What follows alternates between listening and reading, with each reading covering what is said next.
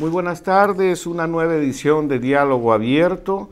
Hoy tenemos como invitado especial y damos las gracias realmente por tu tiempo a nuestro querido Alfredo Torres, director ejecutivo de Ipsos Apoyo, quien nos acompañará el día de hoy, y tendremos también con nosotros como comentaristas de esta primera secuencia, que el tema de hoy, como ustedes saben, el que se ha anunciado vía internet, a lo cual desde ya estamos pidiendo la participación y las preguntas de todos ustedes, es la opinión pública y la expectativa ciudadana por el cumplimiento de las promesas con la primera infancia.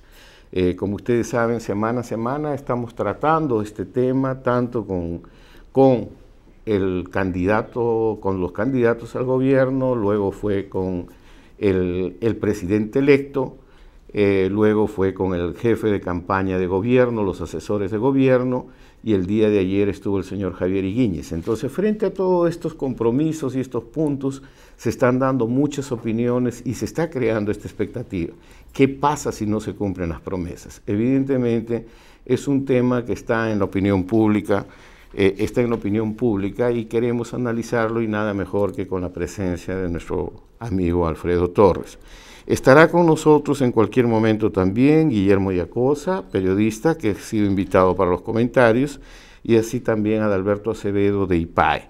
Pero mientras tanto, yo los invito desde ya a participar vía chat a www.inversioneninfancia.net o www.salgalú.tv. El chat está abierto para poder recoger sus opiniones y preguntas. Entonces, mientras tanto, vamos a un pequeño corte y retornamos inmediatamente con la primera secuencia del programa.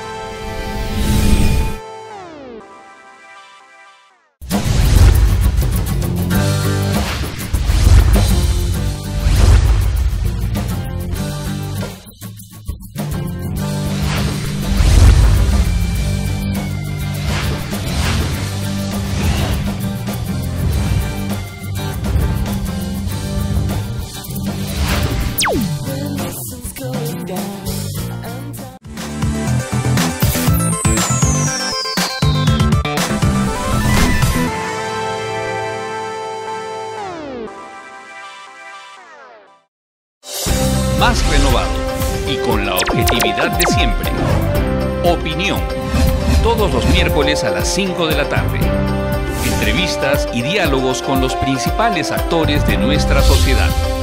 Priorizando a la primera infancia en la agenda política nacional. Con la conducción de Carlos Noriega. Opinión. Tu voz por la infancia es importante.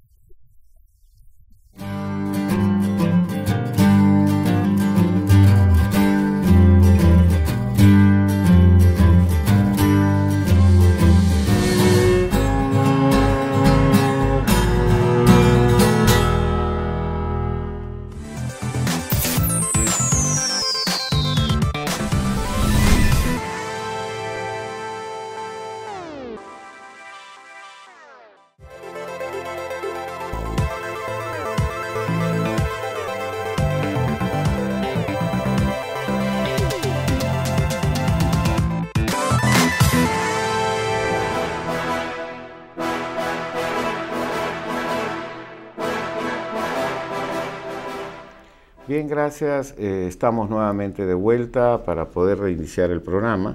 Y para empezar, tenemos un mensaje del padre Gastón Garatea, que por razones personales no ha podido estar presente el día de hoy con nosotros, pero ha dejado una introducción, mensaje, pregunta para nosotros. Si estamos listos con el enlace con el padre Gastón, yo le voy a agradecer. Adelante, por favor.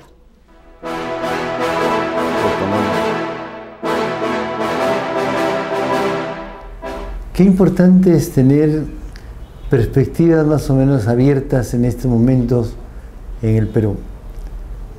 Venimos de una terrible campaña electoral, ¿no?, donde ha habido muertos y heridos, ¿no?, y vamos a plantear temas importantes. Ya se nos están planteando, hemos planteado el tema del defensor del pueblo y ha sido un escándalo lo que hemos ocurrido, ¿no? Y ahora estamos planteando el tema de la infancia. Hemos conversado con los candidatos sobre este tema y hemos conversado sobre todo con el presidente electo, ¿no?, sobre este tema que nos llenaba a nosotros de importancia. Creo que tenemos que verlo entre todos. Sabemos lo que es una campaña, sabemos la diferencia que hay entre una campaña y un gobierno efectivo. Muchas cosas de la campaña pasan a un segundo plano y aparecen otras. Gracias a esos cambios, a esos movimientos, el tema de la infancia ha quedado siempre postergado. Queremos que esta vez no sea así. Queremos que esta vez el pueblo sea el garante de estas promesas y de estas posiciones que ha habido y que hay en perspectiva de la infancia. Queremos que la infancia sea atendida en primerísimo lugar, ¿no?, porque de la infancia depende el futuro de nuestro país. Hay cosas que nos hacen a nosotros creer mucho por nuestra propia experiencia. Los que tuvimos una infancia feliz, ¿verdad?, hemos tratado de hacer feliz a otros niños. Lo que hemos recibido lo hemos querido transmitir. Y esto es muy importante en todo manejo humano. Había un famoso informe sobre educación que llamaba el informe Delors. Decía que lo que uno vive en la infancia, uno trata de replicarlo. Y eso, cuando uno ha vivido una comunidad humana, donde ha habido entendimiento y ha habido alegría en esa comunidad humana, esa persona ya tiene proyecto para el futuro. Creo que nuestras vivencias no han sido felices en los casos nuestros, porque hay gente que ha sufrido mucho en la infancia. Queremos nosotros que esa gente que ha sufrido mucho impida que otros niños sufran mucho en su infancia. Queremos, pues, por eso transmitirle a todos ustedes contagiarlo, mejor dicho, de esta necesidad, de esta urgencia de construir una infancia buena. Y a los participantes agradecerles de antemano todo lo que nos dan y todo el favor que nos hacen. Muchas gracias.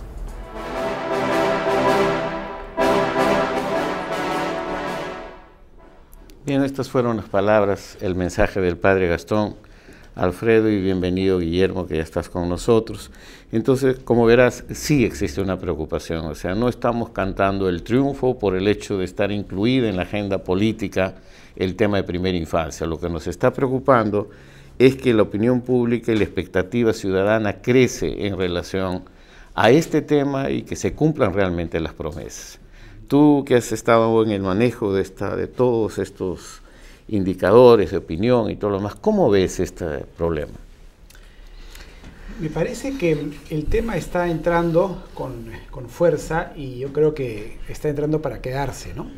Si miramos históricamente lo que ha pasado en el Perú en las últimas décadas, hemos tenido, digamos, distintas prioridades en cada momento, ¿no? Hubo una década en la cual, para no ir tan lejos, digamos, en la década del 90, la prioridad del país era estabilizarse frente a dos flagelos que eran, digamos, que venían de la década del 80, que eran la inflación, el terrorismo, ¿no?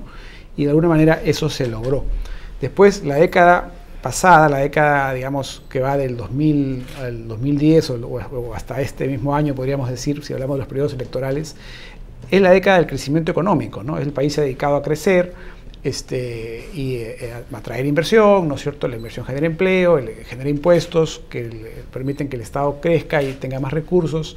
Pero se ha avanzado poco en lo que es el desarrollo social. Y me parece que ya en esta nueva década que se inicia con el presidente electo, es decir, para hablar de un calendario político, creo que el énfasis va a estar puesto en el desarrollo social, sin descuidar lo anterior. O sea, no quiere decir que vamos a volver a tener pues, inflación o vamos a tener crecimiento. Yo creo que esos logros hay que mantenerlos.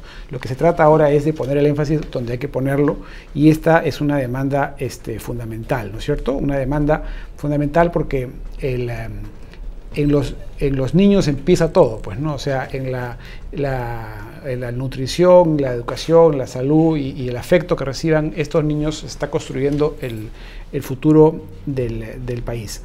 A mí me parece que por el lado de las autoridades, más allá de tener claro que esta es un tema prioritario, creo que debe también tenerse claro algunas lecciones que podemos sacar de los errores quizá del actual gobierno o gobernante. Uno de ellos es no cantar victoria antes de tiempo, no vanagloriarse, ¿no? Creo que las cosas hay que, el avance hay que contarlo y medirlo, pero es una larga batalla, digamos, ¿no? Los avances son lentos en estos campos digamos, mientras siga habiendo desnutrición, no es suficiente decir hemos logrado bajar la desnutrición pues del 25 al 20%. Lo importante es que hay un montón de gente que sigue estando desnutrida, ¿no? Y son personas con nombre y apellido, ¿no? Entonces creo que es un elemento clave. Luego, otro elemento clave me parece que es el entender bien los roles que le corresponden a cada instancia, ¿no? Al Estado, al sector privado, a la sociedad civil, y dentro del Estado a los gobiernos regionales, a las municipalidades, y organizar bien todo este esfuerzo para que sea pues eficaz, ¿no? Porque si no nos quedamos en retórica, y yo creo que no es un tema de seguir hablando, sino de conseguir resultados concretos y medibles, ¿no? Yo creo que una recomendación adicional en ese sentido sería que las cosas no solamente hay que planificarlas y organizarlas bien, sino después hay que medir el avance continuamente para identificar dónde están los problemas y las carencias y poder corregirlas a tiempo, ¿no? Gracias, Alfredo, por tu comentario, porque gracias ahora al Infobarómetro, como todos ustedes están sabiendo, ese 22% de desnutrición crónica en el país representa nada más que de un total de 3.200.000 niños menores de 5 años, son cerca de 800.000 niños que están con desnutrición crónica. Entonces, 22% es una forma también de ocultar la dimensión humana del problema. Y estos 800.000 niños con desnutrición crónica, ese 22% están en las áreas rurales, están en las áreas pobres, están en las áreas marginales del país. Entonces, es una realidad. Y una realidad de esto es que la doctora, seguramente Madeleine lo sabe muy bien, que 785.000 niños no tienen el derecho a tener acceso a la educación inicial. Entonces, esto es parte de la dimensión humana del problema en el cual tenemos que enfrentarnos. Por esto creo que la pregunta era en ese sentido, ¿no? O sea, yo creo que el país ha votado por un Perú que avance con equidad, ¿no? Y con inclusión social. Esta expectativa es grande. ¿Cómo mantenerla? ¿Algún comentario, Guillermo, algo, Madeleine, para Alfredo? Ladies first. Bueno, mira, lo que acaba de decir Alfredo me parece muy importante en términos de metas medibles. O sea, es importantísimo que el país aprenden, los gobiernos más que nada, en cualquier nivel de gobierno, el central, el regional, el provincial, el distrital, a cualquier nivel, un gobierno tiene que tener un plan muy bien formulado, con acciones y metas en tiempos precisos, para que y darlos a conocer, es lo más importante. Darlos a conocer, y para eso tenemos la tecnología al alcance de todos, ¿no es cierto? Colocarlo en la web, para que la ciudadanía pueda hacer el debido seguimiento a lo que está ocurriendo, ¿no? Y eso definitivamente demanda todavía mucha sensibilización de la población y de las autoridades locales, de los líderes locales, ¿no? Porque nuestro país es muy diverso y todavía en las zonas rurales y especialmente con pueblos indígenas, digamos, hay mucho trabajo por hacer para explicar a la gente el porqué de la importancia de una atención integral a la primera infancia, ¿no? Es salud, nutrición, protección, educación, ¿no? Lo que se busca es la felicidad de los niños, pero hay que explicarle a los padres, ¿no? Que todo eso debe venir junto, ¿verdad? Juntamente, y para poder tener el desarrollo que uno quiere de sus niños y sembrar así los cimientos de una mejor sociedad. Y eso hay que hacer conciencia a través de los medios. Bueno, tú sabes que yo soy un enfermo de los medios, porque los medios me enferman. Me enferman y me castigan, entonces yo creo que si los medios pusieran la mitad del empeño que ponen en defender sus intereses materiales, en promover la protección de la infancia, estaríamos de fiesta todo el día, lo puedo asegurar. Estoy absolutamente convencido. Pero los medios son relativamente indiferentes. Quizás se ven el negocio detrás de esto, puede ser que se ocupen, pero en realidad la prensa es indiferente a los grandes problemas. Nunca los relata en profundidad. Lo que pasa es que hay que hacerle entender a la gente a través de casos concretos, ¿no? Pues uno dice, hay tantos tuberculosos, tantos chicos indigentes. Cuando tú decías 800.000, es una cifra nada más. Pero si tú cuentas la historia de un solo niño, uno solo, que es indigente, y logras llegar a la parte emocional del ser humano, ahí es donde lo atrapas. Y eso es lo que tienen que hacer los medios de comunicación. Lo decíamos la otra vez, en las telenovelas se puede incluir eso. Chicos como Alberto Adriansen, que Alberto es el guionista, ¿no? Que escribe guiones tan fantásticos y que incorpora esa problemática. En las telenovelas brasileñas se incorporan problemáticas. Problemático está el cuidado contra la enfermedad de transmisión sexual. Eduardo, sí, perdón. Alberto es el nuevo congresista. Te interrumpo, la red de Globo hace mucho tiempo me tocó trabajar en estos tiempos en Brasil a mí, inclusive la Universidad de Río de Janeiro con la Fundación Roberto Marinho, que crearon un máster en marketing social. Y era justamente para trabajar en medios. Y una de las principales cosas que yo me acuerdo mucho en mi otra vida, es que trabajamos dentro de las novelas, pusimos el tema de vacunación, el tema de lactancia materna, el tema de como parte de esto, y sobre todo el derecho a educación. Yo por esto creo que en el caso de Brasil ha habido avances importantes, porque también a la par de decisiones políticas, una inversión sostenida en mensajes educativos orientados y dirigidos a la familia, ¿no? Perdón por la interrupción. No, pero eso es que es fantástico, eso es exactamente lo que hay que hacer. No sé qué opinan ustedes, pero para mí es importantísimo no solamente explicarle a los padres lo que tienen que hacer, sino además explicarle a la población en general, conmocionarla, emocionarla, hacerle sentir que, además, a los que hablan en términos económicos siempre, que se está perdiendo un capital gigantesco. Yo no sé si es por el infobarómetro o lo escuché en otra parte, pues no, vivo confundido con tanta información que recibo, es que lo que se invierte en la infancia es 17 veces más renditivo que si se invierte en cualquier otra edad.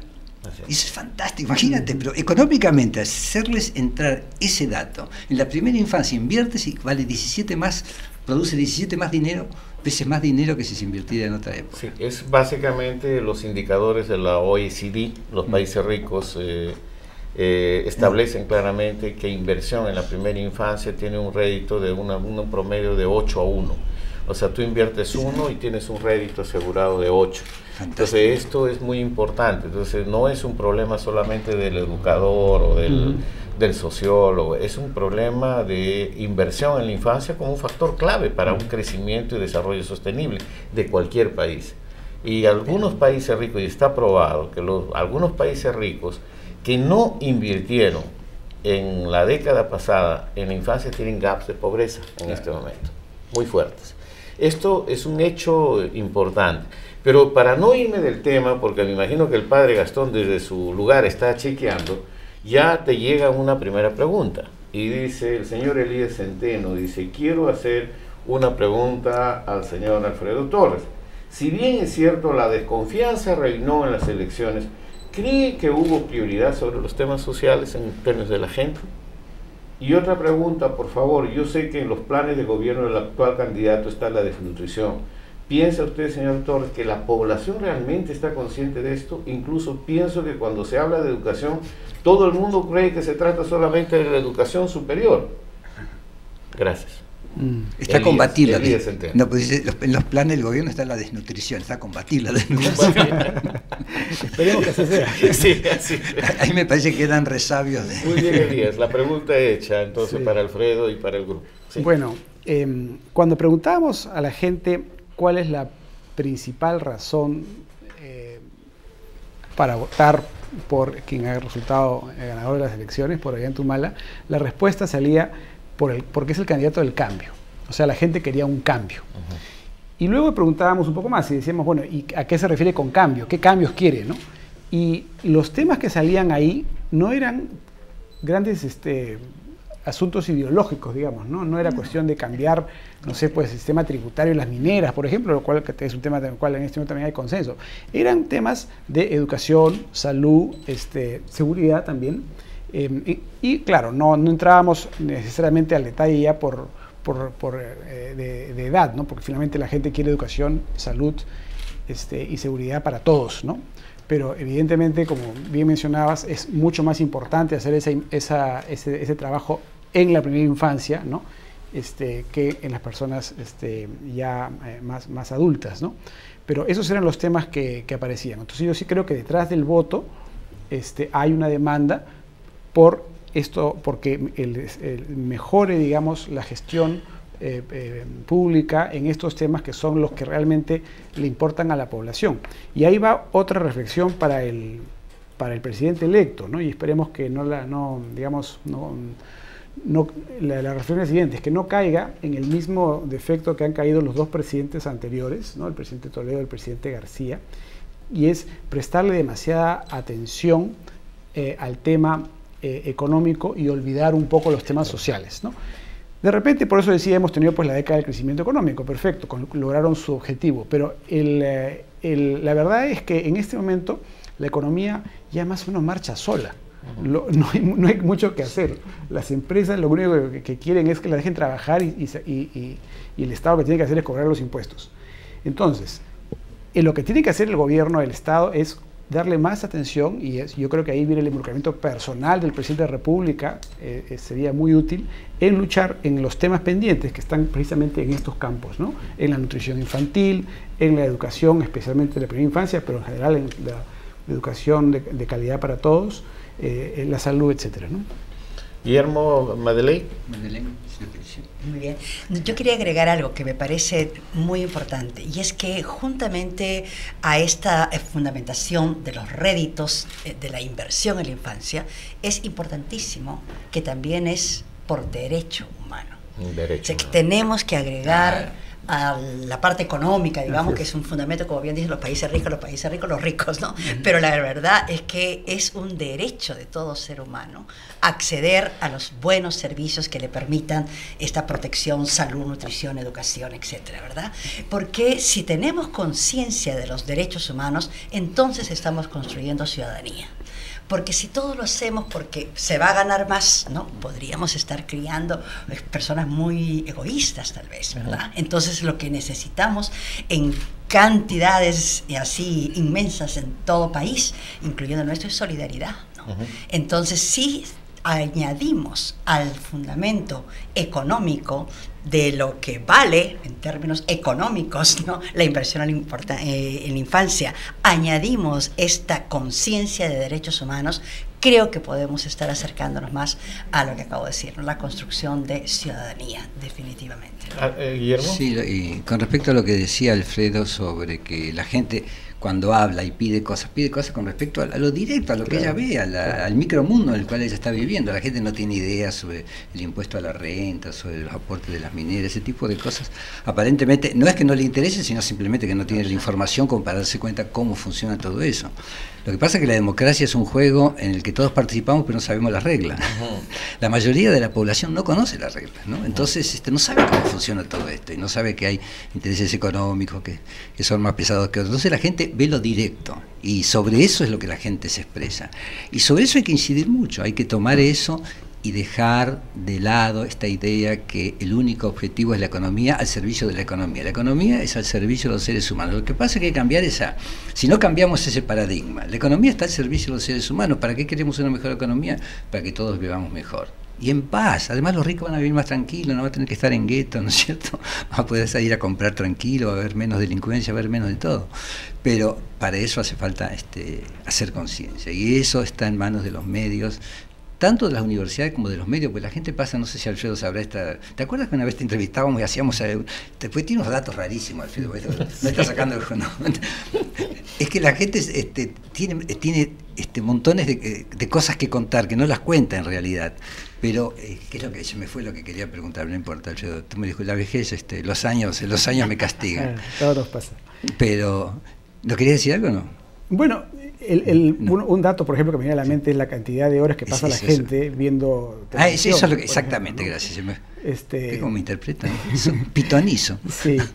No tengo las cifras actuales. De repente ha bajado un poquito en algunos sectores porque ahora vemos más internet, por ejemplo. Claro, ¿no? También. Pero hasta hace poco las cifras que yo manejaba eran alrededor de 3 a 4 horas por persona en promedio, pero en el caso de los niños era más aún. Eran cifras que llegaban a veces, pues supongo que cuando no hay clases pueden estar 6 o 8 horas frente a un televisor, por ejemplo, ¿no? Que ya es una exageración.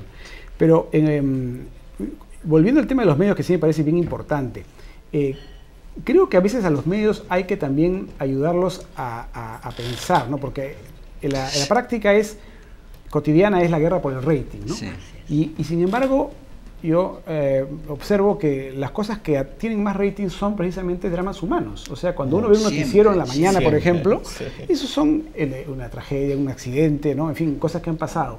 Entonces, bueno, los accidentes, por supuesto, hay que tratar de evitarlos, pero hay otros dramas humanos que son más permanentes, como el caso de la desnutrición infantil que estábamos hablando, que sí puede ser materia, pues, de un excelente reportaje, ¿no?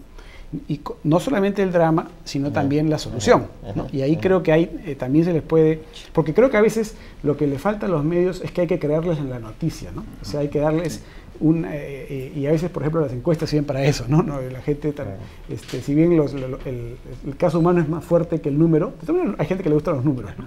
Entonces, ese tipo de cosas también hacen noticia, ¿no? Si no, nos vamos a seguir hablando, pues, del monumento es el monumento de esos monumentos. Yo después le voy a contar ya te voy a contar la lista, la colección de monumentos que hemos tenemos el monumento al árbitro, el monumento al hongo, tenemos un ascensor, ¿no? Que no funciona, tenemos un monumento al sombrero, tenemos cantidades de monumentos y ahora se junta otro, entonces vamos a hacer una pauta. Pero antes, mire, realmente el internet está que revienta y hay un amigo Carlos que saluda a todos, no me dice su apellido, pero saluda a todos y felicita por este importante programa. Sucede que pensaba lo mismo, yo no sé que si pensaba lo mismo que tú, que de Guillermo o del grupo, qué tan interesados está el cuidado de a pie en la infancia. El ciudadano de a pie. ¿Ah? El ciudadano de a pie. De ciudadano de a pie, sí, el ciudadano de a pie.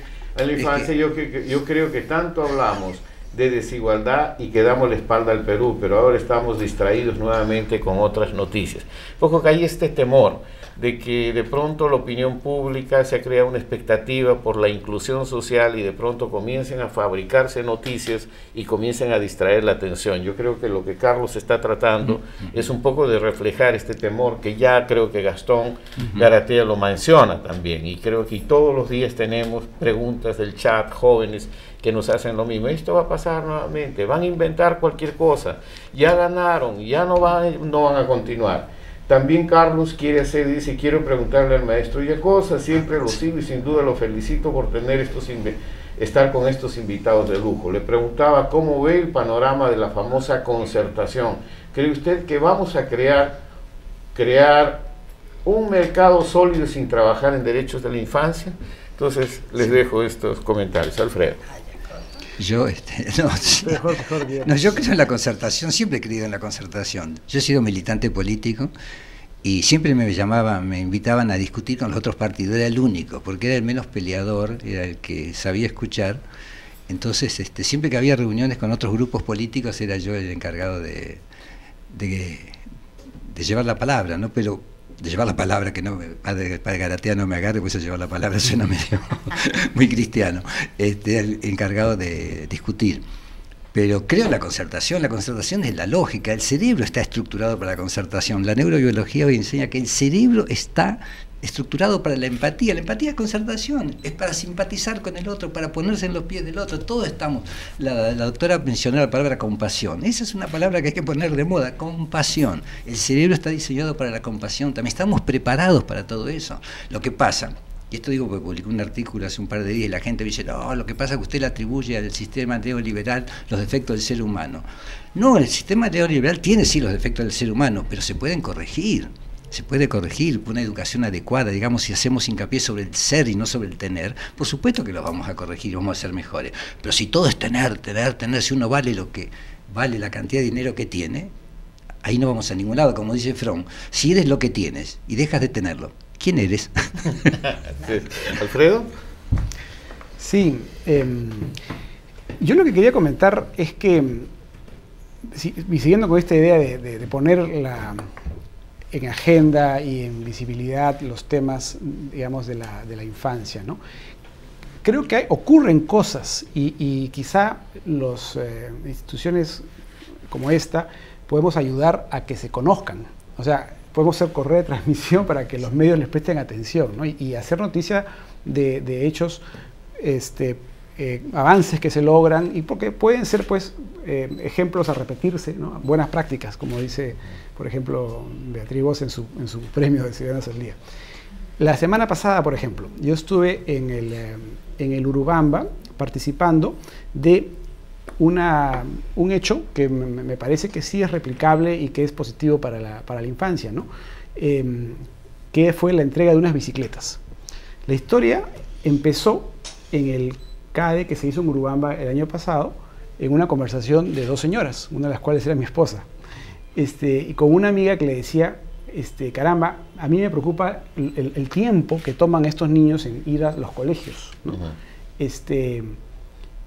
Y bueno, pues algo tenemos que hacer, ¿no? Entonces, Denise, mi esposa, que le gusta la bicicleta, le dijo, bueno, comprémosle bicicletas, pues, porque eso te ahorra tiempo, haces deporte, en fin, tiene una serie de ventajas, ¿no? Y esto que empezó en una conversación así media de café, terminó la semana pasada en una entrega a una fundación, los niños del Arco Iris en el Urubamba, de 130 bicicletas. Bien. Para niños, o sea, bicicletas chiquitas, ¿no? Bicicletas para niños de 8 años de edad, y la mitad de los cuales no sabían montar bicicleta, por supuesto, porque el único error que cometimos fue que organizamos una bicicleteada y nos olvidamos de que la mitad pues se iban a tener que pasear la bicicleta porque no sabían montar, ¿no? Pero fue muy, muy simpático y fue un proceso que corrió, digamos, espontáneamente entre personas naturales que han sido pues los donantes. No sé si algunas empresas hayan participado porque no me ocupé yo directamente de eso, pero el hecho es que se reunieron 130 bicicletas y hoy día hay 130 niños en el Urubamba que tienen un vehículo para llegar más rápido a la escuela y estar más tiempo pues también en la casa en la tarde, ¿no?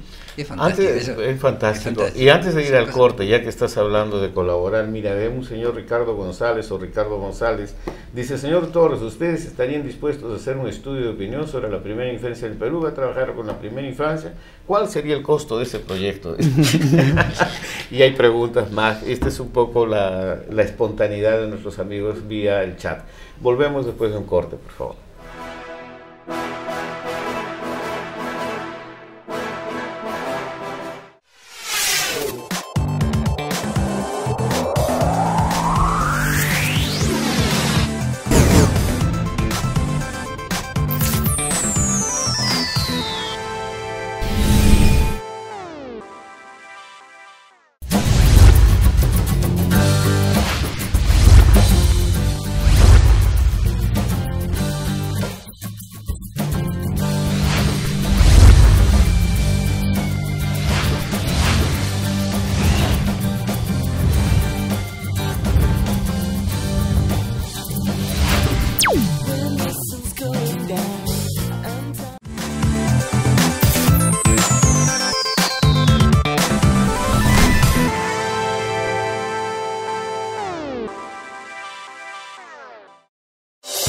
más renovado y con la objetividad de siempre.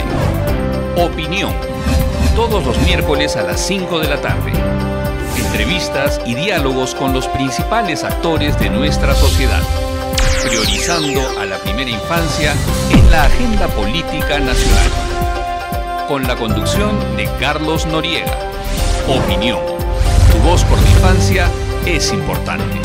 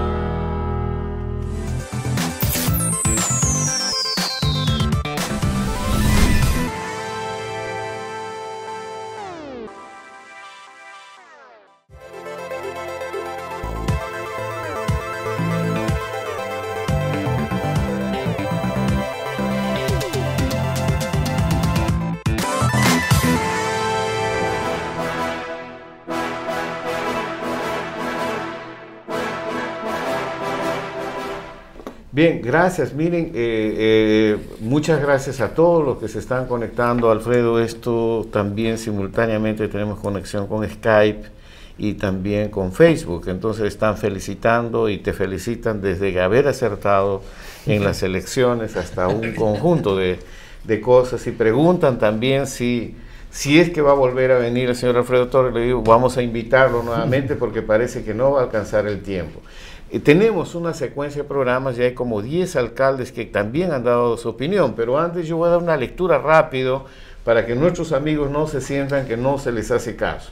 Yo rápidamente voy a leer, si es que Dreli no deja de cambiarme las preguntas arriba y me deja jugar, porque si no, no puedo hacerlo. Yo voy a comenzar con María del Carmen. Rápidamente les leo las preguntas y en un momento determinado damos respuesta, porque seguramente van a... Señor Yacosa, ¿es posible trabajar en proyectos sociales sin reventar la caja fiscal? Ya estamos preocupados por reventar la caja. Ahora no la respondamos, yo creo que vamos a ir a posteriormente. Dice Ronaldo, una pregunta para Alfredo Torres. ¿Es veraz la declaración de que el país está libre de analfabetismo como ha declarado el gobierno esta semana? Por favor, aclárenos. María del Carmen dice... María del Carmen, doctora Zúñiga, ¿cómo hacer para que el PIB de la educación sea el 6% sin afectar los índices macroeconómicos y sin que esto se vaya al puro gasto corriente? O sea, por el otro lado, Lisa, ¿por qué la televisión, Dreli, por amor de Dios, no me vuelvas a poner más preguntas, no puedo leerlas? Por favor, entonces sí, dice, entonces estábamos en Luisa, ¿por qué la televisión regula tanto la vida de los peruanos? ¿Es por la falta de empleo y el recurso inmediato de la TV? Rosario Suárez Madeleine, ¿está de acuerdo con los integrantes que integran, con los integrantes de la Comisión de Transferencia en materia de educación? ¿Qué se puede esperar como medidas en los primeros 100 días? ¿Qué se espera en las medidas de los 100 días? Juan, estar debajo de la cifra de análisis de analfabetismo no debería significar que estamos libres de analfabetismo. ¿No creen que estadísticas no se deben aplicar en estos casos? El 3% significan miles de personas. La cifra es para arrojar pura, para que se entienda que se debe seguir trabajando para erradicarlo. O sea, estamos viendo un poco lo del infobarómetro. Dicen 3% de analfabetos, pero ¿cuántos significan los analfabetos y dónde están? ¿No? Bueno, en el infobarómetro están estas cifras y también están niños que viven con padres analfabetos, niños que no tienen en viviendas con padres analfabetos, y son más de 1 millón, o por lo menos son los que, por lo menos de niños que están en esta circunstancia. Es encuesta oficial del ENDES, o sea, yo no sé si es que vamos a desmentir al ENDES también con las nuevas cifras o van a asimilar, pero creo que se está planteando. En fin, Juan, no estamos libres de analfabetismo, yo no creo eso, cuidado con eso. Juan Andrés Caraldo, señor Yacosa, dice, ¿cómo se siente ser la posición minoritaria en Perú 21? ¿Ha sido usted censurado? Me gustó su artículo sobre primera infancia y quiero saber si hubo reacciones positivas en el diario. Parece que usted continúa ahí, ¿no? Todavía, gracias. En fin, hay muchas cosas que están llegando y amigos de Internet, en la medida de lo posible vamos a ir respondiendo sus preguntas, pero creo que ahora es importante retomar este tema, opinión pública y expectativa ciudadana, y sobre todo los gobiernos locales. Entonces, y nosotros llegaron aquí más de 45 alcaldes rurales, dicho sea de paso, comprometidos también con el Pacto por la Primera Infancia, y se les hizo una primera pregunta: ¿cuál es la situación de la primera infancia en sus distritos? Porque una vez no habla en general, pero... Y ahí el señor David Quispe, alcalde del distrito de Corca, provincia de Cusco, el señor Juan Pacheco, alcalde distrital de Huamanguilla, provincia de Huanta, Ayacucho, el señor Narciso Corimanya, alcalde del distrito de San Salvador, provincia de Calca, en Cusco, Eduardo Vargas, también alcalde distrito de Chinchaypuyo, provincia de Anta, Cusco, y José Silvestre, alcalde distrito de Ñuñoa, provincia Belgar, Puno. ¿Por qué no los escuchamos?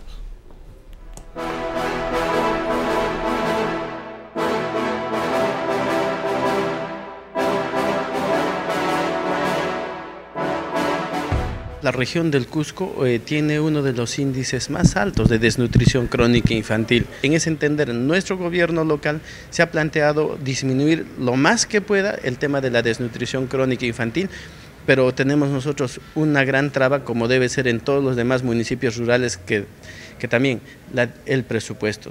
Nosotros tenemos territorialmente, mi distrito es el más grande de toda la provincia del Cusco, ¿no?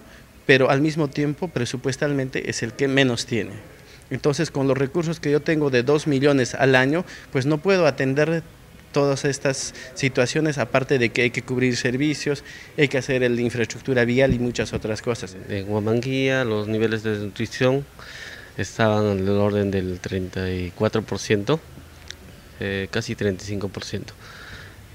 Nosotros estamos trabajando juntamente con el MINSA a través del CLAS de Huamanguilla y estamos haciendo promoción, prevención en lo que es la primera infancia, de los cuidados de salud, ¿no? En la salud materno-neonatal, salud, estimulación temprana, y también indicadores, ¿no?, de la desnutrición crónica infantil. El índice actual, según INEI, una información del INEI, el 48% existe la desnutrición crónica infantil. En estos momentos estuvimos ya por acabar ya lo que es el levantamiento de línea de base en la niñez de 0 a 5 años, para poder saber al final hasta qué porcentaje total existe en San Salvador en cuanto a la desnutrición crónica infantil, sabiendo, por ejemplo, en qué comunidades y con qué porcentaje recién nosotros en este presupuesto participativo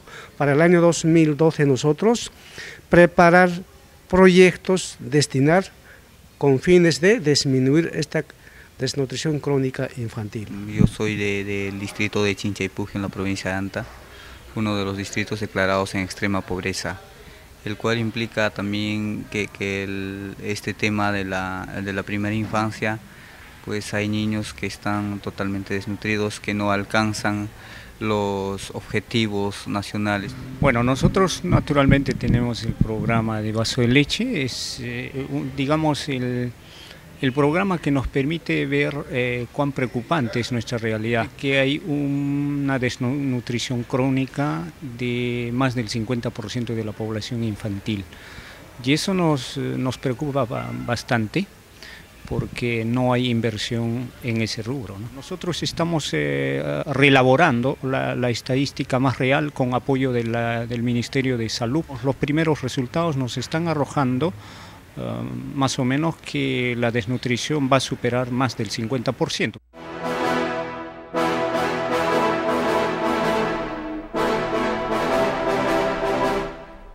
Esta primera parte permitió ver un poco una fotografía, un poco de lo que piensan los alcaldes sobre la situación de la primera infancia en los distritos. Existe realmente en la expectativa de ellos combatir la desnutrición crónica porque es una realidad visible en los distritos donde están.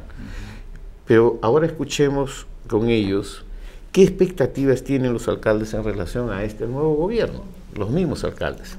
Por favor, podemos entrar al video.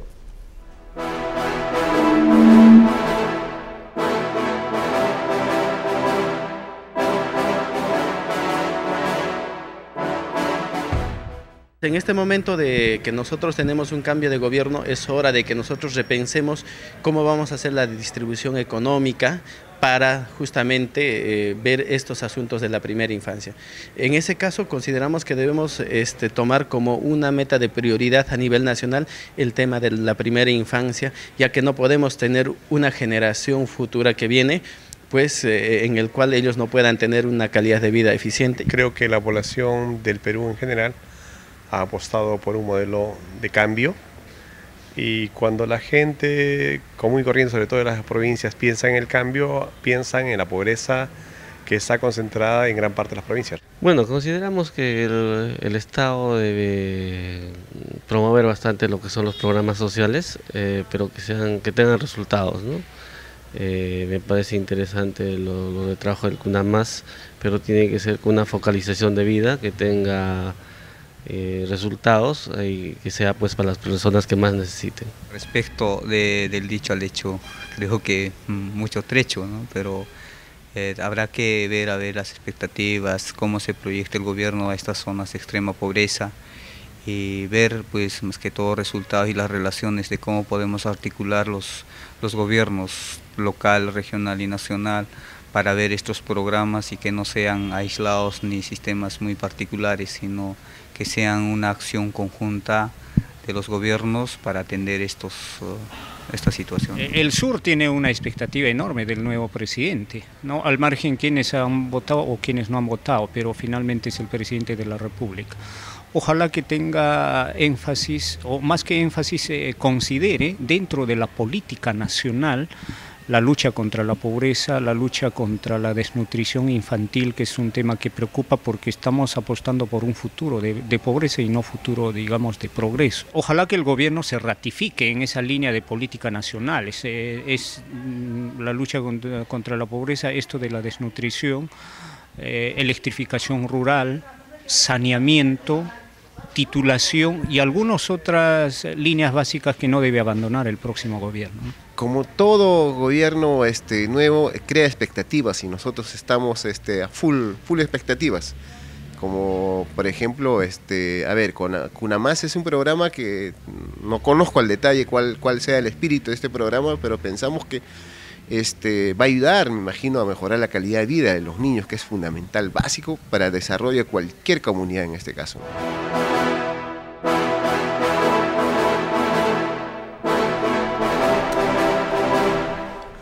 Como verán, el tema está bien instalado y la expectativa no solamente es en el sur, hemos tenido visitas de presidentes regionales, hemos tenido visitas de alcaldes provinciales, y evidentemente el tema está cómo pasar del discurso a la práctica o cómo hacer la práctica del discurso.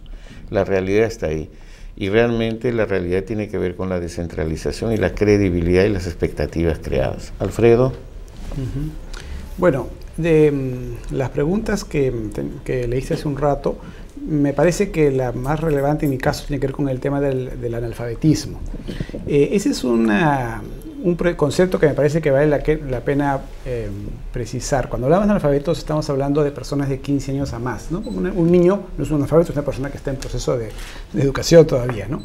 El analfabeto entonces es una persona adulta y cuando se lucha contra el analfabetismo lo que se hace es tratar de que aprenda lo indispensable pues, para poder comunicarse.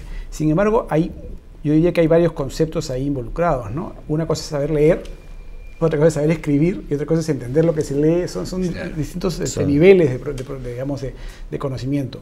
Yo entiendo que lo que se ha hecho en estos últimos años es un esfuerzo muy grande para que la gente aprenda a leer.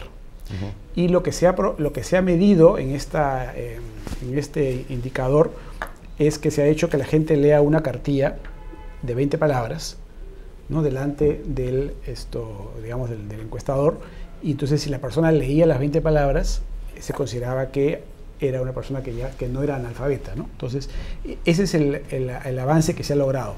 Ahora bien, igual... Era como ir al oculista casi. Era como ir al oculista. Bueno, una cosa curiosa es que eran letras grandes. A mí me llamó la atención también el tema ese. Y se escogieron letras grandes, pues eran 20 palabras en una cartilla de una página. Entonces la letra grande permite precisamente que la gente que no tenga, que tenga problemas de edición pueda leerlas. Y yo creo que eso alcanza a un primer nivel. O sea, una persona pues que no sabe leer nada, ve un letrero en la calle que dice peligro y no sabe qué dice el letrero. Entonces, ese primer nivel de poder entender y leer, ¿no? 4 palabras o 10 palabras, creo que es importante y no deberíamos minusvalorarlo.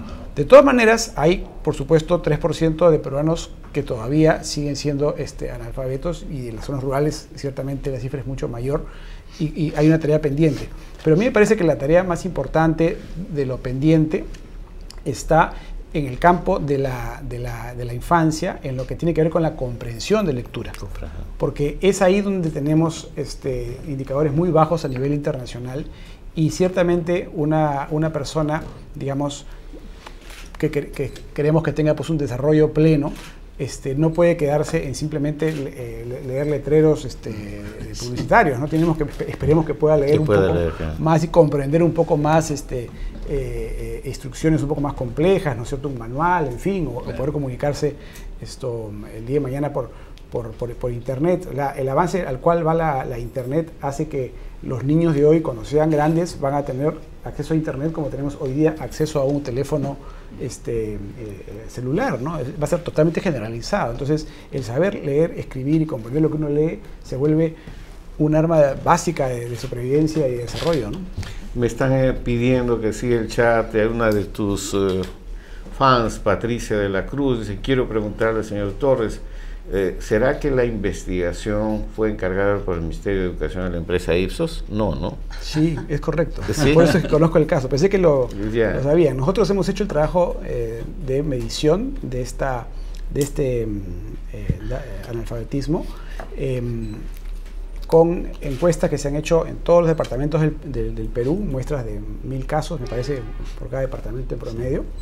Y ese ha sido el mecanismo, como les decía, o sea, una cartilla con letras grandes, verificábamos que la persona leía, y entonces efectivamente hemos ido encontrando una disminución. Recién este año ha bajado la barrera del 4%, que es una barrera internacional para considerarse estadísticamente a una región o un país, en este caso, libre de analfabetismo. O sea, el dato que queda es 3%. Entonces, por eso conozco el caso. Pero también puedo decir que lo único que hemos hecho es eso. No sabemos si la persona sabe escribir, por ejemplo. No le hemos pedido que escriba. Tampoco le hemos hecho un test de comprensión de lectura. Lo único que hemos hecho es saber si puede leer ¿no? unas palabras, un texto muy simple, ¿no? Que son pues el tipo de cosas que uno podría encontrar cuando va a un local público y hay un letrero con una indicación de dónde está pues la sala de emergencia del hospital o cosas por el estilo, ¿no? Gracias. Clarisa, siguiendo con el tema de analfabetismo, pero ya también hay otro grupo que nos pide que retomemos el tema de los alcaldes. Entonces yo voy a terminar con este último comentario de Clarisa, que dice: una pregunta más sobre el analfabetismo. Se dice que se ha erradicado, pero se mantienen muchas regiones con altos índices de esta crueldad, por decirlo así. ¿cuál será el reto del siguiente gobierno? ¿Decir que se terminó al 100% o hacerse la del ojo gordo? Exactamente. Madeleine. Bueno, yo desafortunadamente discrepo con decir que una persona lee porque lee 20 palabras en una cartilla. Definitivamente eso no es leer. Leer es comprender lo que uno lee. Y eso no es únicamente algo, una capacidad que deben desarrollar los niños. Cualquier persona que se diga alfabetizada es una persona que usa la lengua escrita en su vida cotidiana para lo que necesite o quiera hacer. Entonces también no es cierto que existen estándares internacionales que dicen que 4% ya el país no tiene que preocuparse por su analfabetismo. Eso es algo que realmente no sabemos de dónde ha salido, pero lo que sí es cierto es que no hay ningún país europeo ni norteamericano que se haya declarado alguna vez país libre del analfabetismo, porque eso es absurdo, es una falsedad. El que comenzó con la moda en Latinoamérica fue Chávez. Chávez comenzó y fue el primero que declaró Venezuela libre del analfabetismo. ¿Y quiénes lo siguieron? Nicaragua, Bolivia, Ecuador. Yo sinceramente como peruana pensé que Alan García no iba a caer dentro de esta trampa populista de Chávez, ¿no? Y él es un hombre inteligente y tiene que saber lo que significa ser una persona alfabetizada. Y lo que tú acabas de decir, lo que la persona ha preguntado, tiene toda la razón del mundo, ¿no? Un gobierno irresponsable, si le entregan ya hasta certificado y día que se va a celebrar el país libre del analfabetismo está dictaminado, ¿no es cierto? El 13 de junio de aquí en adelante celebraremos, claro, se ha aprobado, que de aquí en adelante, el 13 de junio, todos aplaudiremos que el país no tiene analfabetos, ¿no? Entonces, eso es peligrosísimo para la planificación educativa del país y para el desarrollo del país. Porque no podemos cegarnos, ¿no?, a que el país necesita una educación de calidad seria. Y el primer instrumento para ese desarrollo, porque es un instrumento, es la capacidad de leer y escribir. Con la lectura uno se abre un mundo de conocimientos, ¿verdad?, que les está negado, y por eso se reclama el derecho al ser alfabetizado, ¿no?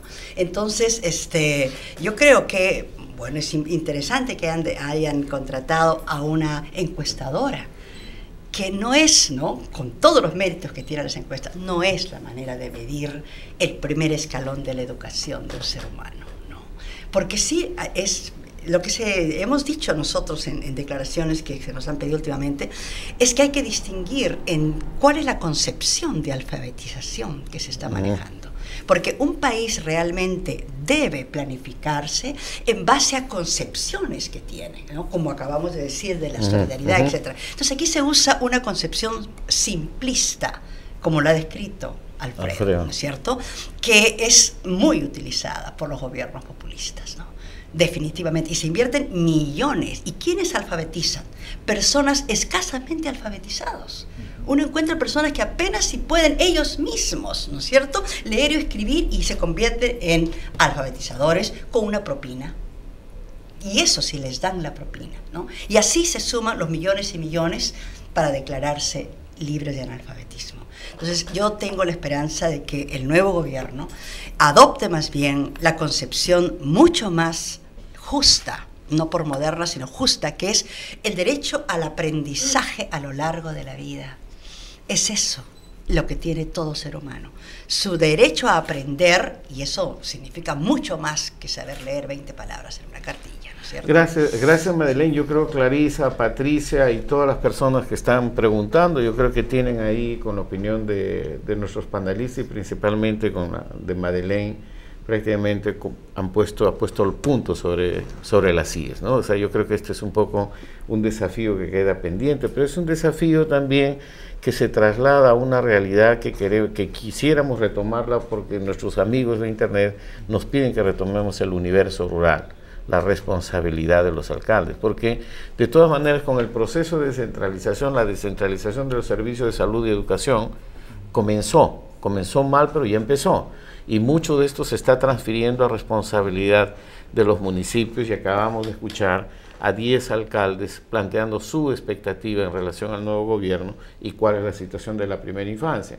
Entonces yo tengo acá que dice particularmente, Ernesto Dávila nos escribe y nos dice: yo creo que los alcaldes a veces tienen muchas intenciones de trabajar por la primera infancia y sobre todo por la desnutrición en el país, como lo han mencionado. Pero ¿cuál es la fórmula para ser partícipe de los famosos presupuestos por resultados, por ejemplo? Hay que tener en cuenta que muchos de ellos han heredado deudas fiscales enormes y hasta con la SUNAT, lo que se les obliga a caminar sobre el filo de la navaja. O sea, en realidad están planteando una serie de problemas que han heredado también los nuevos alcaldes frente a una realidad, y por el otro lado se les está transfiriendo responsabilidades que más que nada son obligaciones, pero no necesariamente presupuesto. Entonces, frente a estas expectativas, ¿qué puede pasar? O sea, yo les dejo a ustedes. Alfredo, por favor. Yo creo que quizá tengas una idea más completa de cómo responder esta difícil Bueno, yo recomendaría informarse a fondo sobre este programa de presupuestos estratégicos, presupuesto por resultados, que es lo que está preguntando, ¿verdad? Porque realmente no ha sido, no ha marchado maravillosamente bien, pero definitivamente ha ayudado a que los alcaldes comiencen a planificar en torno a metas que van a cumplir en determinado tiempo, y si las cumplen, entonces tienen derecho a un incentivo presupuestal. Y eso los ha animado muchísimo. Lo que más necesitan los alcaldes distritales, ¿no?, es capacitación, lo que se llama capacity building en inglés, ¿verdad? Pero fortalecimiento, inclusive a veces adquisición de nuevas capacidades de gestión, ¿no? Porque muchas veces estos muchachos jóvenes que acabamos de ver tienen una hermosa conciencia social, porque su pueblo está cerca y conocen, ¿no es cierto?, conocen las necesidades de su pueblo, pero jamás en su vida han hecho un presupuesto.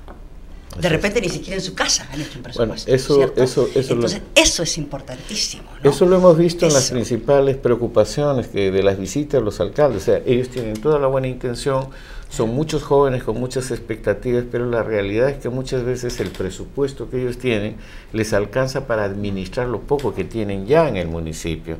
Frente a eso están recibiendo responsabilidades, o sea, un poco el qué hacer y no caer en una frustración también frente a las expectativas. Guillermo. Y hay otro tema que es el canon minero, que muchas municipalidades lo reciben y no saben qué hacer, porque no tienen esta capacidad de la que hablaba Madeleine. Realmente, yo hace poco estuve en Cayoma en una reunión con una minera y la población, y realmente el grado de incomprensión entre unos y otros era un choque cultural, ¿no?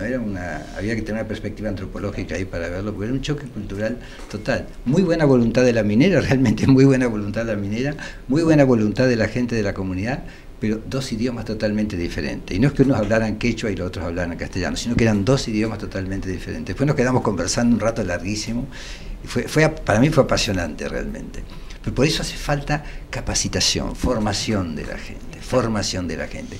Y una cosa que yo quería subrayar es que un hombre será siempre un analfabeto político en la medida en que no entienda cómo se manejan las cosas en el universo político, ¿no? Entonces hay millones de analfabetos políticos. Uno cuando lee internet hay cosas muy interesantes, pero hay cosas que desesperan, porque hay gente que no entiende cómo funcionan esas cosas, ¿no? Entonces lo que tenemos que hacer es gente con conciencia crítica, ¿no? Gente que sea capaz de pensar por sí misma. Uno como periodista cuando escribe recibe respuestas, y a mí lo que me desespera es que las respuestas siempre contienen exactamente las mismas palabras que utilizan los medios de comunicación. Entonces no hay un pensamiento propio, es una repetición del pensamiento inculcado, inoculado, tatuado en el cerebro de ellos por parte de los medios de comunicación. Entonces no piensan libremente, y un pueblo que no piensa libremente no es un pueblo libre. Tenemos que crear alfabetos, gente alfabetizada, pero con opinión propia, con criterio político y con criterio crítico, es decir, incluso capaz de criticarse a sí mismo, cosa que los gobiernos no hacen. Yo creo que otra cosa que se puede hacer acá es, de nuevo, poner los temas importantes en la agenda y de repente hasta crearles productos, digamos, que ellos puedan adquirir a un costo razonable. Por ejemplo, el tema de nutrición infantil. Ahí hay mucho que es capacitación.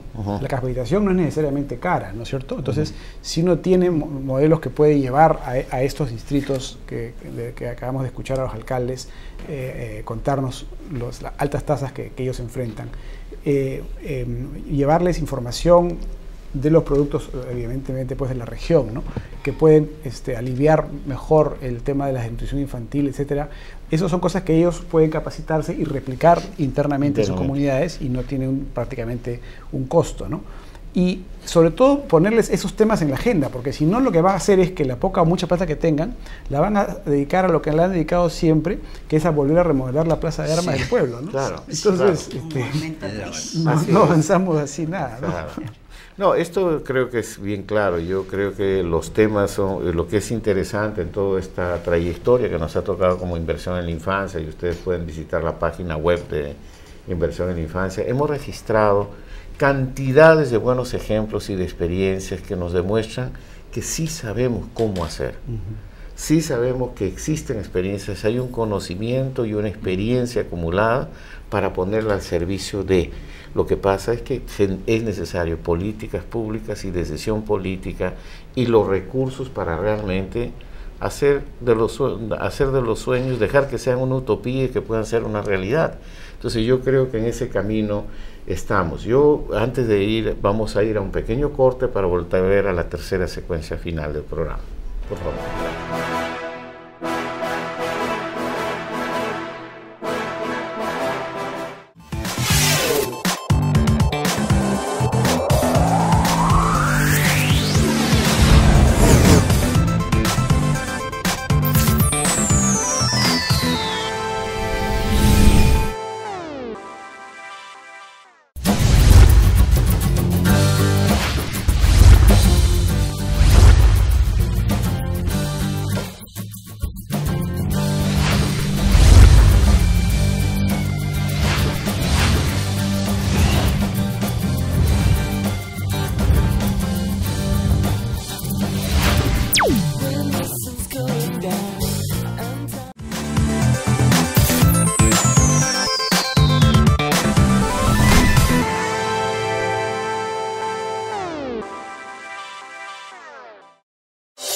Más renovado y con la objetividad de siempre. Opinión. Todos los miércoles a las 5 de la tarde. Entrevistas y diálogos con los principales actores de nuestra sociedad. Priorizando a la primera infancia en la agenda política nacional. Con la conducción de Carlos Noriega. Opinión. Tu voz por la infancia es importante.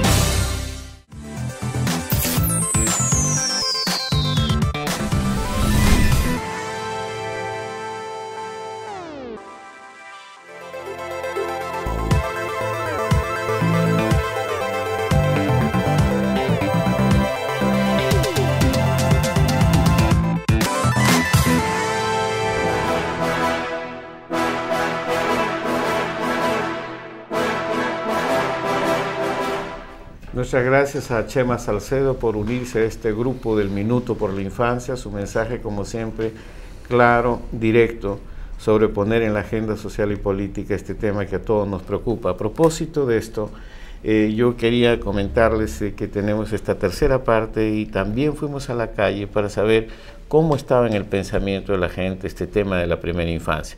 Tenemos un video para poder entrar a esta secuencia de programa. Adelante, por favor.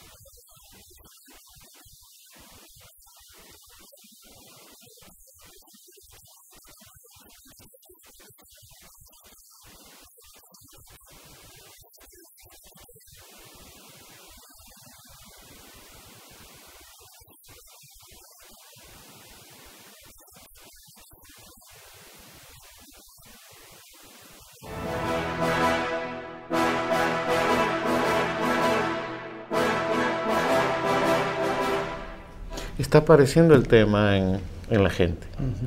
Hay preocupación en la gente. Yo creo que la campaña, en cierta forma, puso nuevamente en presente, digamos, el tema de la inclusión social y dentro de esto la infancia.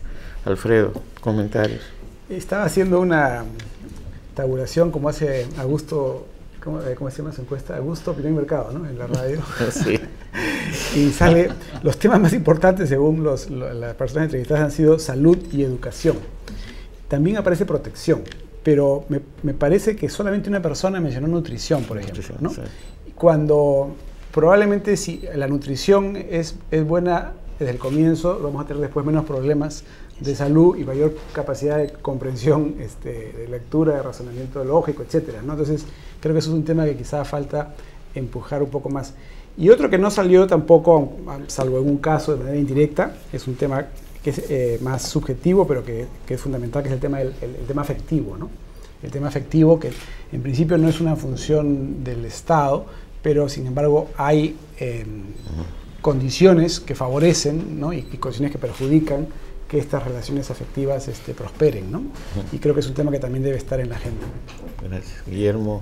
A mí ese tema me obsesiona, el tema afectivo. Eso es básico, porque la contención que tengan los chicos en el hogar es fundamental, no solamente la buena salud, porque la buena salud además depende de esa contención, claro. Porque un chico que es permanentemente agredido, que ve peleas, naturalmente debilita su sistema inmunológico, porque inmediatamente su cuerpo comienza a producir cortisol, el cortisol ataca a los linfocitos, esto es absolutamente cierto, esto es científico, así de claro. Yo le decía a los médicos que trabajan en RPP, que son mis amigos ahí, el doctor Huerto, digo, se me tienen podrido con decir que hay que comer 5 frutas, 8 vasos de agua. Digo, hay que vivir en paz, en primer lugar. Los padres tienen que entender que hay que vivir en paz, que sus hijos van a ser chicos normales y reciben mucho amor, mucho afecto, mucha consideración, mucha contención, mucha protección, y no tienen que pelearse, no tienen que insultarse, porque los chicos hacen lo que hacen sus padres. Esas neuronas que llaman neuronas de espejo que se han descubierto ahora, ¿no? El chico no hace lo que le dicen, las madres lo saben perfectamente. El chico hace lo que hace su padre. Entonces, cuando un padre dice, no sé a quién salió este chico, que se mira al espejo, el chico salió a él, no le quepa la menor duda. Y esto es cierto. Entonces, el afecto es fundamental. Y volvemos al tema que habíamos tocado antes, la empatía, la compasión, todas estas características del cerebro humano, que según la neurobiología, que a mí me apasiona, son características básicas. En el viejo debate sobre si el hombre es bueno o es malo, los teólogos, los intelectuales han dicho lo suyo. La neurobiología científica dice el hombre es bueno. Lo que pasa es que no tiene la estructura social que le permita desarrollar esa capacidad de simpatía, de preocupación por el prójimo. Y ahí es donde entra, creo, la responsabilidad indirecta del Estado, ¿no? Porque si bien es cierto lo que tú dices, no, directamente no, pero indirectamente sí. Una persona desocupada, sin empleo, ¿no? Frustrada, es una persona triste o exasperada, si quieres, y eso lo lleva a la casa y digamos, los mismos padres, el clima entonces, ¿no? El clima, las condiciones en las cuales viven las personas, de alguna u otra manera están relacionadas con las condiciones de vida, las posibilidades de crecer o no crecer, etcétera, y ahí hay una responsabilidad, como digo, indirecta y a veces directa del Estado, ¿no? Los despidos masivos que vienen de vez en cuando, o la amenaza de no tener seguridad en el trabajo, que a los 3 meses tal vez me botan, etcétera. Eso en las ciudades. En el campo, en Puno, se acerca el friaje, viene el temor de cuántos niños irán a morir, etcétera, etcétera. Entonces yo creo que cada vez que, o cuanto más miradas integrales tengamos a los problemas, mejor nos va a ir, ¿no? Y por esa razón, por lo menos aquí estoy en nombre de la campaña peruana por el derecho a la educación, que me encanta estar en este grupo, defendemos muchísimo la imperiosa necesidad de una atención intersectorial a estos temas. Claro. No depende únicamente de educación el que los niños no lean, no depende únicamente de salud al que los niños no lleguen las vacunas. Todo es realmente muy interdependiente, ¿verdad? Entonces el sueño nuestro es que no se le eche la culpa a un solo sector, sino que se trabaje con concertación entre todo el Poder Ejecutivo, ¿no? Que junten sus presupuestos, no se peleen tanto por ellos, quién tiene más presupuesto o no, sino que sepan juntarlos para poder ofrecer los servicios que la gente se merece por derecho, ¿no? Y si me permites una cosa, si el presidente hace esto, va a ser una presidencia histórica. Por solamente supuesto, con hacer claro. esto. Es una presencia histórica. Por supuesto. Estoy absolutamente seguro. Claro, una pregunta que vino que no quiero dejar de responder, y era sobre este 6% del PBI y qué hacer en los 100 primeros días. Bueno, una de las recomendaciones que hemos presentado en otros foros es que debe hacerse un estudio serio de cuánto cuesta una educación de calidad, una salud de calidad.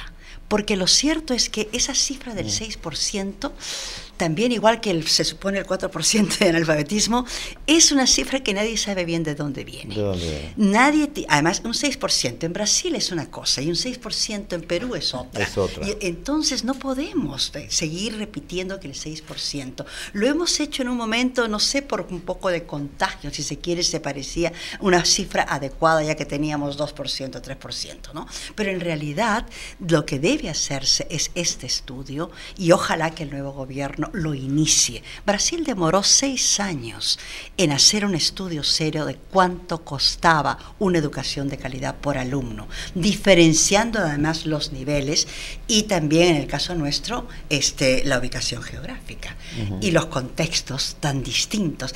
Esta conciencia de la diversidad del país es otra dimensión que esperamos que el nuevo gobierno la asuma, ¿no?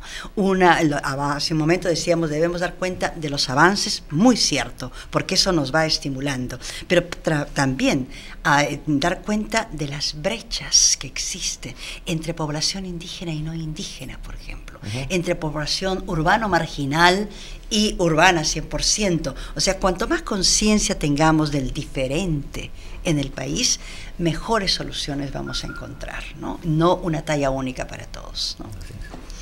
Este tema de la inclusión social está demandando tanta tarea y tanta responsabilidad para este gobierno.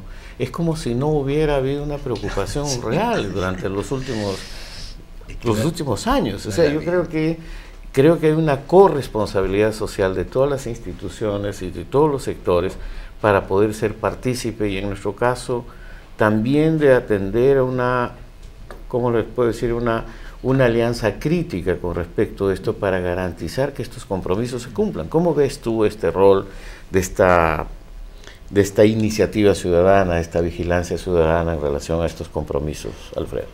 Bueno, me parece fundamental, porque al final de lo que se habla en los medios y de lo que actúan los políticos es de aquello en donde sienten más presión, ¿no? Entonces yo sí creo que estar empujando estos temas es fundamental para que se les preste más atención. Yo quería hacer de todas maneras un comentario adicional sobre el tema del porcentaje de la educación, el porcentaje del PBI para la educación. Y es que más allá de que si la cifra es 6% o un poco más o un poco menos, estamos todos de acuerdo en que lo fundamental es que haya una educación de calidad para todos, ¿no? Pero yo quería poner el acento en otro lado. También es importante que haya un PBI más grande. Así es. Porque en la medida en que la torta sea más grande, habrá más presupuesto público y se pueden hacer más cosas, ¿no? Entonces, si bien yo coincido plenamente que el tema central de los próximos 5 años es la inclusión social, creo que debemos también mantener el PBI creciendo. Creo que ese es el otro lado, ¿no? Es la vaca que nos va a seguir dando la leche para poder, digamos, alimentarnos, ¿no? Gracias. No, justamente es un tema ayer lo trató Javier Higuíñez, justamente tratando el tema fundamental del presupuesto, ¿no? El compromiso presupuestal. El gobierno está llegando con una serie de compromisos, ya tiene un presupuesto aprobado. Prácticamente muy poco lo que puede hacer para reformular el presupuesto del 2011, estos 6 meses. Y hay un prepresupuesto ya más o menos consignado para el 2012. O sea, la tarea de rearquitectura de todo esto para que responda a las necesidades, a las expectativas, es muy grande. Yo creo que este es un poco en el contexto que vamos. Sí, Guillermo, comentarios. No, en general todos los países latinoamericanos están bastante ordenados, ya no se cometen locuras, no hay gastos, están muy equilibrados los presupuestos, no hay déficit fiscal Déficit fiscal lo tienen los ricos ahora. ¿Quién? El déficit fiscal de Grecia, de España, de Portugal, de Irlanda, de Islandia, que sean los países modelos, son dramáticos, mientras que nosotros estamos bastante bien. Es decir, quiero decir, la gente más progresista, por no usar los términos de izquierda o derecha, la gente más progresista ha ido aprendiendo y se ha dado cuenta que no hay que hacer locuras, porque, bueno, yo he militado en política y sé lo que es hacer locura, entonces no se puede hacer locura. Evidentemente hay una lógica a la que uno está constreñido. Bueno, pues hay que actuar dentro de esa lógica. Estoy totalmente de acuerdo con lo que dice Alfredo, hay que seguir creciendo, por supuesto que hay que seguir creciendo, no tengo la menor duda de eso, ¿no? Pero hay plata para contestarle a aquella chica que hace mucho tiempo hizo la pregunta si no reventamos la caja fiscal. Eso es una idea que le han metido. La caja fiscal no se va a reventar porque mejoremos el presupuesto social. El problema, por ejemplo, en este momento, en los países que mencioné, Grecia, Portugal, España, es que están reduciendo el presupuesto social, salud, educación, lo están reduciendo, y la gente está en la calle, está furiosa, está indignada. Y eso termina en crisis que son, pues, bueno, dramáticas. Mira, estamos entre, por un lado, una ventaja, ¿no? Por un lado una ventaja y por el otro lado un problema también. Estamos en tiempo de internet, no es un tiempo de televisión, y por lo tanto podemos tener cierta flexibilidad, y aquí me indican que nuestros amigos que están conectados quieren seguir en el programa y quieren que se lean sus preguntas. Yo voy a leer unas cuantas de ellas y ustedes, por favor, asumiendo un comentario final, tomen la pregunta más adecuada. ¿Les parece? Yo voy a leer, dice... Norma dice, quisiera saber la opinión de ustedes sobre la transferencia de programas sociales como los centros de emergencia mujer u otros a los gobiernos irregulares sin que exista una adecuada capacitación ni a los grupos ni gestión necesarios. Esto es una pregunta que tal vez... Joana dice, da mucho gusto ver y escuchar al señor Yacosa, qué bueno es que vuelva a la televisión. ¿Qué escudo tiene en el pecho, señor Yacosa? Simple curiosidad de fan. Sí, okay. Es un canguro. Por el otro lado, ellos hablan de este fondo de recursos, Donald, no es si es el fondo intangible para el morro solar de Chorrillos, eso no vamos a entrar en ese tema hoy. Recién me conecto y los felicito por lo interesante que está el programa con estos invitados de lujo. Es Carla de Brasil, está conectada. Me dice Manuel Santos, se han establecido índices de correlación entre las prioridades declaradas y la asignación de recursos. En infancia y educación presentamos las brechas más grandes en esta cosa. Así es. Manuel Santos, no hay coherencia entre el discurso y la práctica, que eso ha sido una norma durante los últimos años. Manuel Santos, para el 2012 se ha modificado la forma de programar el presupuesto. En salud hay más claridad, pero en educación aún están diseñando los programas presupuestales con enfoque de resultados. ¿Qué comentarios finales les merece estas contribuciones del No sé, ¿quién quiere comenzar? Lo que es muy positivo es que hagan esas preguntas. O sea, eso me parece a mí lo más valioso y felicito por eso al programa, mi querido Salvador, porque son preguntas de gente informada, de gente responsable, ¿no? Y esa es la gente que va a hacer al país mejor, ¿no? Entonces, más que respuestas nuestras, yo creo que ellos las tienen de alguna manera, ¿no? Y por esa razón les damos la razón en sus preocupaciones, ¿no? Pero a la vez podemos decir que tenemos la esperanza de estar en un momento muy importante, ojalá, de transición a otra forma de hacer gobierno, donde las políticas sociales tengan la prioridad que siempre se han merecido y que se las ha negado, ¿no? Y donde los ciudadanos tengan la sensación de que tienen que participar, ¿no? Porque a mí siempre me ha preocupado, como extranjero, aunque soy ya medio extranjero nomás, que la gente no participa, ¿no? Mucha gente no participa, entonces hay que participar, hay que exigir, uno tiene derechos, hay que exigir, hay que organizarse, ¿no? Hay que estructurar organizaciones barriales, hay que hacer cosas desde las bases, hay que trabajar, y eso educa muchísimo a la gente, la organización, la participación en pequeñas organizaciones, desde organizar un campeonato de fulbito hasta organizar una pollada, después se organizan otras cosas, es fantástico como la gente va creciendo, pero hay que organizarse, hay que trabajar todos tenemos que trabajar en eso, ¿no? Y puede haber montones de iniciativas que partan de la propia comunidad que ayuden a resolver los problemas sociales. Hay muchísimas iniciativas. Mi vocación real ha sido siempre el trabajo social y he trabajado en comunidades muy pobres, y iniciativas originadas en la propia comunidad eran la verdadera respuesta, que no era la que daban los sociólogos, los antropólogos que venían, hacían todo un diagnóstico que no tenía nada que ver con la realidad. A veces esas propias iniciativas, por eso me interesó mucho lo de los alcaldes, ¿no? Y esto es un canguro, creo. Yo no sabía, no es el Che Guevara, es un canguro. ¿No? Alfredo. Bueno, sí, yo también estoy muy gratamente impresionado por el nivel de los participantes, ¿no? La gente que está comentando, haciendo preguntas en internet muestra clarísima de que son gente muy preparada, muy comprometida con estos temas. Por otro lado, creo que también hay hoy día un ambiente en el país muy propicio para que hagamos un avance importante en los próximos 5 años en materia de desarrollo social, que es un poco como que la asignatura pendiente, ¿no? Incluyendo ahí seguridad ciudadana, que es una preocupación que también a la población le preocupa, digamos, siente bastante, ¿no? En esos campos realmente esto se ha hecho poco o nada, ¿no? En algunos casos poco y en otros casos nada, y entonces hay mucho por hacer. Y me parece que así como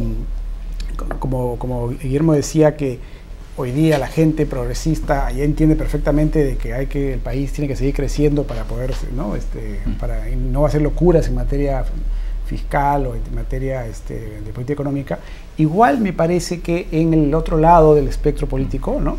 También hay hoy día conciencia de que se requiere un Estado que funcione. O sea, hace unos años la derecha decía se requiere un Estado más chico. Ya no se escucha eso. No. Ahora te dicen, no, queremos un mejor Estado. El problema está en que el Estado tiene que hacer bien su trabajo y que hay que apoyarlo. Y entonces creo que ahí también hay un consenso en que el trabajo, digamos, que es fundamental del Estado es atender las necesidades, digamos, de la población, ¿no? Los derechos humanos fundamentales, y que ahí debemos colaborar todos. Y por eso también me parece que los ciudadanos tenemos que pasar de la protesta a la propuesta, ¿no? O sea, también lo que decía Guillermo hace un rato, la capacidad de organizar cosas, la sociedad civil, ahora también la internet ayuda mucho a eso, pero incluso a nivel barrial, a nivel de los pueblos, la misma sociedad organizándose puede no solamente vigilar, sino también proponer y hacer que las cosas caminen más rápido, ¿no? Gracias, Alfredo, gracias a todos ustedes por su presencia. Yo creo que queda claro para todos nosotros que hay que seguir apostando y aportando sin miedo de ser felices, ¿no? Como decimos nosotros. Yo creo que particularmente, como lo decimos en este diálogo abierto, no vamos a perder nuestro derecho a indignarnos, como decía don Elder Cámara, ni tampoco nuestro derecho a pataleo, como dice Gastón Garatea. Estaremos siempre pendientes, y yo creo que esta plataforma de comunicación está haciendo posible que vía el chat, vía internet, vía Skype, vía la página web y vía esta programación online podamos tener una programación sostenida para seguir insistiendo en inversión en la infancia como factor clave de erradicación de la pobreza. Sin más que decirles y agradecer a toda la gente que ha participado mandando sus preguntas, recordándoles, por favor, pasen la voz. Este programa será repetido el día de mañana a las 11 de la mañana y quedará en la videoteca virtual permanente para consulta también en cualquier momento. Y desde ya, nuevamente, reiteramos nuestro agradecimiento. Todo esto es posible gracias a la Fundación Bernard Van Leer de Holanda, que nos viene apoyando, y al apoyo que nos sigue dando Fundación Telefónica, que nos da una línea de transmisión, y también a Alter Latina, que nos permite con su servidor llegar a todo el país y a todos los otros lugares donde nos ven. Gracias por su presencia, su apoyo.